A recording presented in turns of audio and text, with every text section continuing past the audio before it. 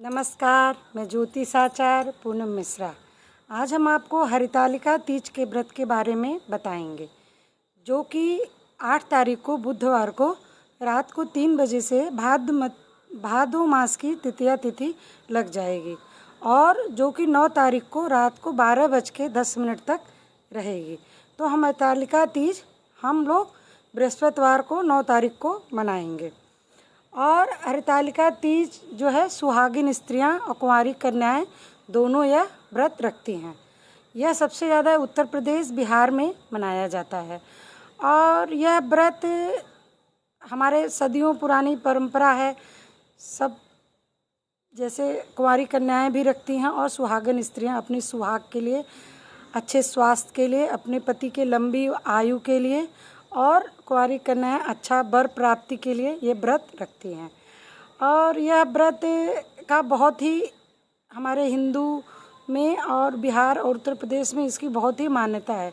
जितना कि दिल्ली वगैरह में करवा चौथ का है, इतना ये बनारस और यूपी और बिहार साइड ये हरितालिका तीज व्रत का बहुत ही ज़्यादा महत्व है।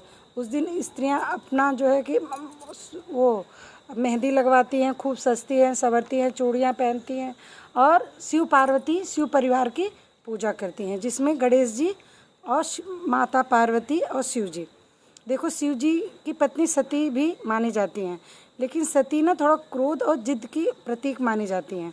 जैसे जब आप रामायण पढ़ते हो तो उसमें माता सती और राम की परीक्षा भी लेती हैं, तो उनको कितना समझाते हैं राम कि आप परीक्षा लेने ना जाओ, तो नहीं मानती। तो फिर शिव जी कहते हैं, हुई हैं वही जो राम रचि राखा, को कई तर की बढ़ावे साका, क्योंकि जो है सो है। तो फिर वो सती हो जाती हैं, क्योंकि उनको मन मन में वो राम का परीक्षा लेने जाते हैं। तो वो सीता जी, राम जी उनको माता कह के बोलते हैं, तो वो लज्जित होती हैं, उनसे छुपाती हैं। फिर भी शिव जी अंतर्यामी हैं, उन्हें पता चल जाता है। फिर वो मन ही मन सती का परित्याग कर देते हैं। तो सती का परित्याग कर देते हैं, जिसके कारण वो उनको एकदम अच्छा नहीं लगता। जैसे मन में परित्याग कर देते हैं तो वो बहुत विवश और दुखी रहती हैं। फिर वो बिना बुलाए अपने पिता के यज्ञ में जाती हैं।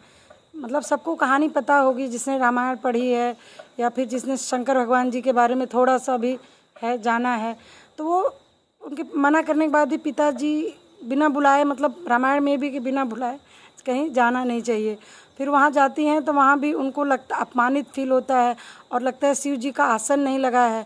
तो वो अग्नि, जो हवन के लिए अग्नि है, उसमें वो चली जाती हैं और उनका मतलब उसमें भस्म हो जाती हैं। फिर शिव जी का क्रोध होता है, फिर उनका सारा यज्ञ भंग हो जाता है। फिर उनका शरीर जगह जगह गिरता है। कहीं पे जैसे कामाख्या में उनका मतलब अंत अंग गिरा है, तो वो भी एक मतलब शक्तिपीठ बन जाता है। जैसे जो जहाँ जहाँ जैसे हाथ गिरा है कहीं पे, कैसे जैसे विंध्याचल है, ये सब 9 शक्ति पीठ बनता है, जिसमें मतलब उनकी पूजा होती है। और पार्वती जी उसकी गोतक है सुहाग की। तो ये सुहागिन स्त्रियाँ इसलिए पार्वती जी की शिव परिवार की पूजा करती हैं। और जो है ये तृतीया तिथि, भाद्र माह की तृतीया तिथि को बहुत ही विशेष महत्व है। इस दिन बहुत ही मतलब शिव जी इसको कहें कि आने वाले समय में जो भी इसकी इस दिन व्रत रहेगा, पूजा करेगा, उसकी अचल सुहाग और जो एकदम सच्चे मन से, मतलब खाना नहीं है उसमें, मतलब भोजन करना, पानी पीना भी वर्जित है। लेकिन आजकल लोग कहते हैं हम नहीं रह पा रहे हैं तो मना रहे हैं। तो फिर कुछ चीज़ें होती हैं और ठीक है, मतलब हमें डेस्टिनी का तो फल भोगना ही पड़ता है। कुछ लोग कहते हैं ऐसा नहीं होता, लेकिन हमारी जो परंपरा है हमें उन्हें कम से कम प्रॉपर फॉलो करना चाहिए, है ना। प्रॉपर हम जब भी फॉलो कर पाते हैं जब हमारी डेस्टिनी में अच्छा हो।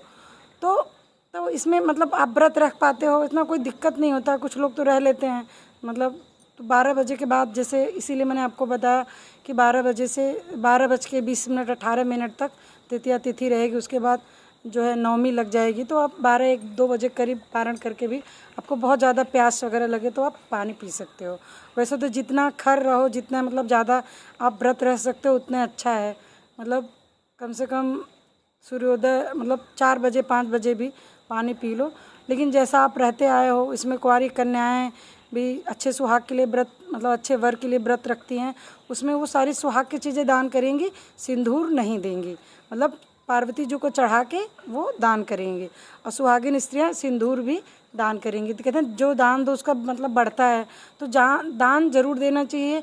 और शाम के समय अपने परिवार, अपने पति के साथ यह कहानी ज़रूर सुनना चाहिए। इसकी कहानी सुनेंगे तो उसमें लिखा रहता है कि भाई पानी मत पियो, पार्वती जी ने इस व्रत को कैसे किया। ये बहुत गुप्त व्रत है, जिसको जो है कि इसको आप प्रॉपर इसकी बुक मिलती है तो आप उसको पढ़ोगे तो उसमें लिखी है। जो पुरानी है, अभी नई में कुछ अलग बता दिया तो नहीं, पुरानी में यही है कि उन्होंने बहुत वर्षों तक तपस्या करी।